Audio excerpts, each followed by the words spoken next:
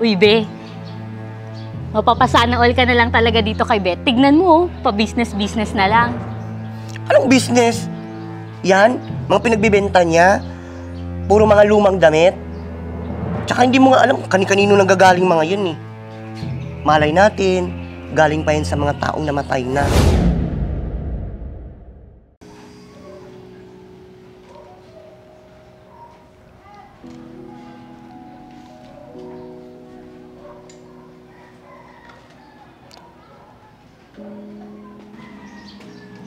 Uy, be.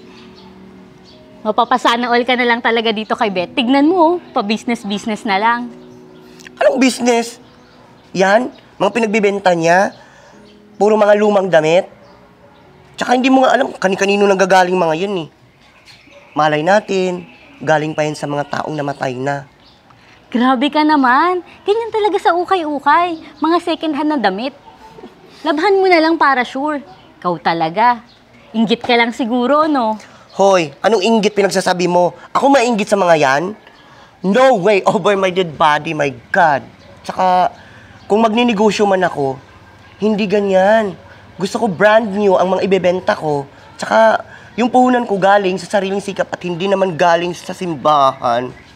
Grabe naman. Issue yun, ha? Ang issue, totoo naman na. Kaya panay ang volunteer niya sa simbahan eh, para makakupit ng mga donasyon doon. Tsaka malay natin, yung pinangpuhunan niya dyan, galing pa yun sa simbahan, sa koleksyon at sa mga donasyon. Grabe naman. Kung totoo man yun, hindi naman ata tama yun. Malamang totoo.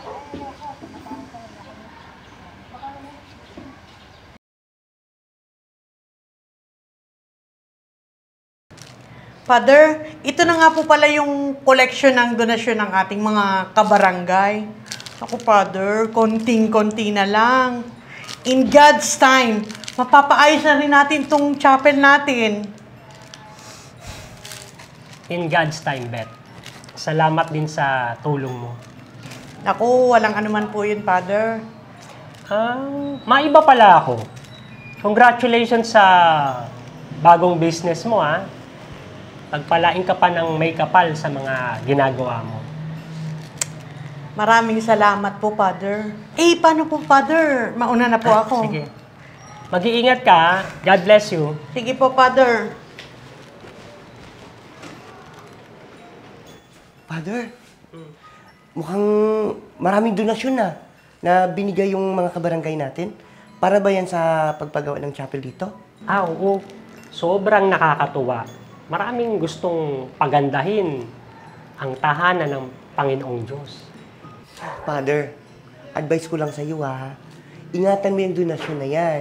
Kasi baka may magkaka-interest dyan. Tsaka kung sino-sinong tao pang makakuha niyan, alam mo naman. Tsaka, Father, pakibantayan mo yung nangungulekta. Kasi baka mamaya may malikot ang kamay. At tsaka, yung Father, baka gamitin niya yan sa sarili niyang negosyo. Si Beth ba ang sinasabi mo, Majoy? Father, issue ka. Wala akong binanggit, ha? Sige na nga, bye-bye.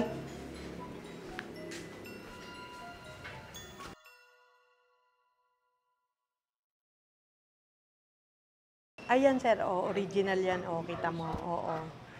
Ayan. Gusto mo, sir? Gusto mo, kunin mo na lang. Oo. Eh, sir, pag nakabili ka ng hindi kasya sa'yo at gusto mo papalitan, punta ka lang dito. Sabihin mo lang sa anak ko, papalitan mo. Opo. Mga bagong dating ito kahapon, sir. Galing ibang bansa yan. O, papili ka. Hey, be! Magandang araw! Kamusta?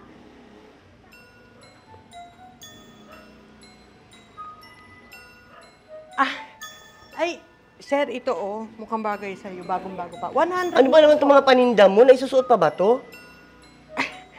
Oo naman, be. Almost new pa yan. Hindi pa masyadong gamit. Galing ibang bansa yan. Sus! Galing ibang bansa. Mukha namang lokal at saka... amoy Pinoy pang nagsuot to. Tsaka ang mahal pa. Eh maglakad ka nga lang kunti dyan sa may highway, may ukayan din. At saka mas mura at amoy mabango pa. Hindi kagaya nito, Amoy kabaong pa. Tsaka, parang panahon pa ni Kupong-Kupong gawa nito eh. Sa tingin ko ba, buhay pa ba ang nagsuot nito? No offense ha? Ha? No offense. Sir, check nyo muna bago ka bumili ha. Kasi, mahal pa eh. Sige, bye.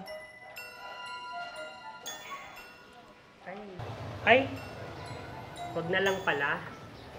Thank you ah. Ayan, umalis tuloy. Grabe si bakla magsalita, ma. Hayaan mo na, nak. Kung saan siya masaya, edi dun siya. Baka masama lang ang araw nun, kaya ganun. Ang sabihin mo, ma, masama ang ugali. Huwag kang ganyan, masama yan. Kapag may ginawang mali sa'yo, huwag mo silang gayahin. Bagkus, unawain mo sila. Dahil mas malawak ang pangunawa ng may mga mabubuting puso. Tandaan mo yan, anak, ha? Opo, Nay. Sorry po.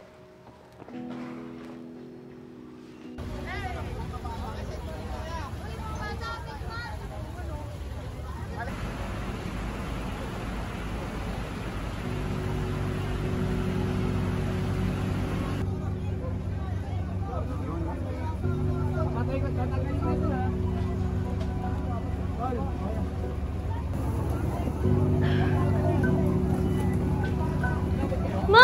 May sunog! Nasusunog yung bahay ni Majoy! Ay, Bilis! Tara! Bilis!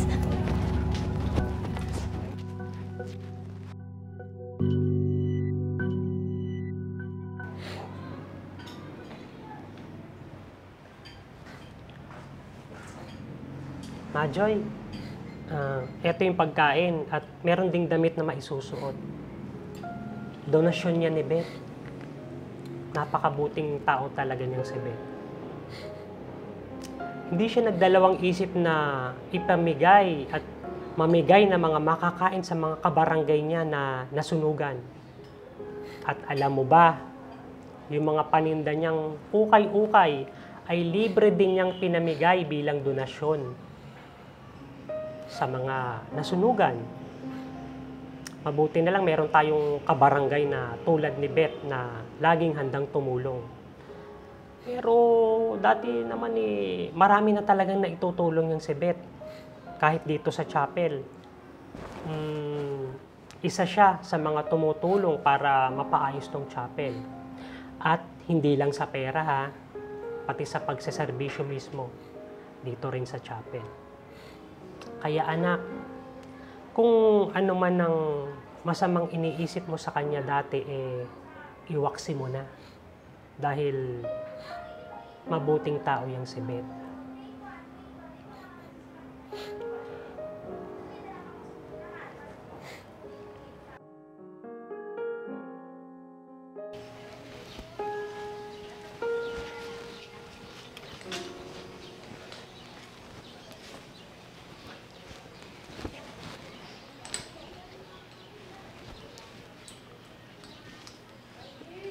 Beth?